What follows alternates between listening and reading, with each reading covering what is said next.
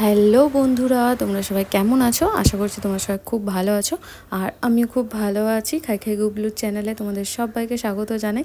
তো এই ভিডিওটা হচ্ছে কিছুদিন যেদিন আমি পাটুলিতে মেলা দেখতে গেছিলাম, ওখান থেকে তো তোমরা জানোই আমি পাটুলি গেছিলাম খাবার জন্য, কারণ ওখানে মোমো আর এগ চিকেন রোল আমার বেশ ভালো লাগে। কিন্তু আমার কপালে হয়তো সেদিন কিছু ছিলই না, কারণ প্রত্যেকটা দোকানে মোমোও ছিল না আর এগ চিকেন রোলও ছিল না। তো আমি ভাবলাম আসার সময় চাইগ্রাম ক্যান্টিন পড়বে, তো ওখান থেকে বিরিয়ানি নেওয়া যাক।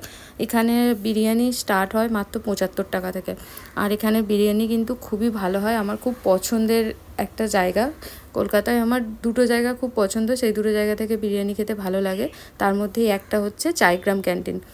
তোমরা একদিন এখান থেকে কিন্তু ট্রাই করতে পারো, আশা করি তোমাদেরও ভালো লাগবে। তো আমি 1 প্যাকেট বিরিয়ানি নিলাম এখান থেকে। চাইগ্রাম ক্যান্টিনের আরও অনেক ব্রাঞ্চ আছে, গড়িয়াহাটে আছে একটা। আমার গড়িয়াহাটের থেকেও এখানকার খাবারটা বেশি ভালো লাগে। আর সুইগি জোম্যাটোতেও তোমরা পেয়ে যাবে। আর কিছুদিন আগে আমি এখান থেকেই বাসন্তী পোলাও আর চিকেন কষার কম্বো অর্ডার করেছিলাম, যেটা খুব একটা ভালো ছিল না। কিন্তু এখানের বিরিয়ানি কিন্তু সবসময় ভালো হয়, আর ফিশ ফ্রাইটাও ভালো হয়, আর এগ চিকেন রোলটাও ভালো হয়। কিন্তু কোনো দিন বাসন্তী পোলাও আর চিকেনটা অর্ডার করবে না, ওটা খুব একটা ভালো হয় না। কিন্তু বিরিয়ানি অর্ডার করতেই পারো, বিরিয়ানি কিন্তু সবসময়ের জন্যই ভালো হয়। এখানে দেখো, এটা হচ্ছে 75 টাকার বিরিয়ানি। আর এখানে আছে একটা লেগ পিস আর একটা আলু। এতে কিন্তু ডিমও থাকে, আমি ডিমটা দিতে বারণ করেছিলাম। এতে কিন্তু ডিমও থাকে, মানে 75 টাকার বিরিয়ানিতে ডিম, আলু, চিকেন আর রাইসের কোয়ান্টিটিটা দেখতেই পাচ্ছ অনেকটা। আর আমার ফ্রিজে কাটাই ছিল শসা আর পেঁয়াজ।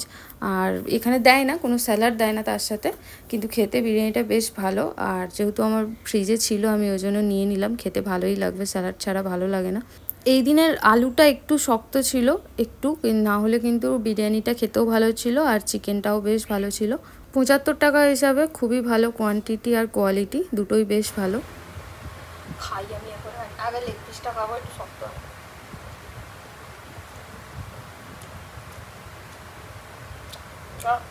আলু।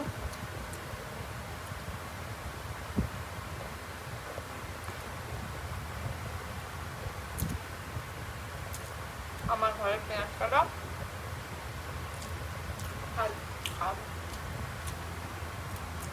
তো আজকের মতো ভিডিওটা এখানেই শেষ করছি। আর ভিডিওটা তোমাদের কেমন লাগলো অবশ্যই কমেন্ট করে জানিও। ভালো লাগলে লাইক, কমেন্ট আর শেয়ার করে দিও। তুমি যদি আমার চ্যানেলে প্রথম এসে থাকো, চ্যানেলটি সাবস্ক্রাইব করে দিও। সবাই ভালো থেকো, সুস্থ থেকো আর আরও খেতে থাকো।